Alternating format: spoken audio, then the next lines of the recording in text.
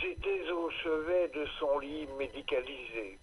Elle vivait ses derniers instants. L'eau avait tout inondé autour de nous. La marée montait. Il fallait faire vite. Une barque était à quai, l'équipage au taquet, les nœuds des cordes d'amarrage défaits, la grand voile se vissait. Je m'agrippais à ses mains pour la retenir, mais elle était à bout, si décharnée, et murmurait: n'aie pas peur de la mort, n'aie pas peur d'elle. Elle m'exhortait à la laisser s'en aller, alors que l'inondation gagnait.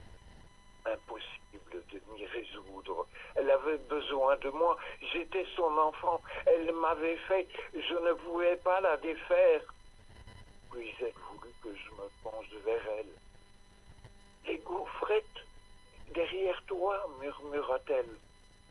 Elle délirait. Depuis des jours, elle ne pouvait plus rien avaler. Je me suis quand même retourné. Un paquet de biscuits était posé sur une chaise. Je lâchai une seconde ses mains pour aller le chercher. Quand je lui rapportai, une écume blanchâtre fouillait de ses lèvres desséchées. Elle était partie. Un long moment, je guettais une braise à raviver sur sa poitrine. En vain. La barque avait pris le large et je ne pouvais rien faire d'autre que la regarder s'éloigner comme un enfant trahi.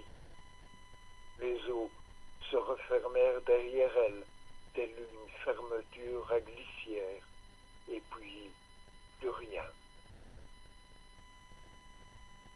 Une solitude et le silence, un étau, l'absence.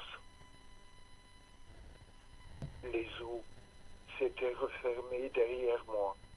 Des déménageurs invisibles entrèrent et m'écartèrent de leur passage. La place devait être assise sur le champ.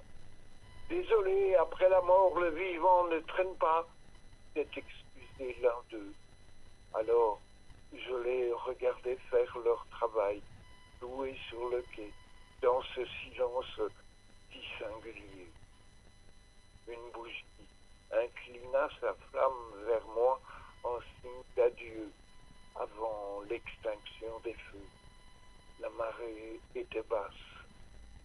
Sur un banc vide, je posais le paquet de gaufrettes.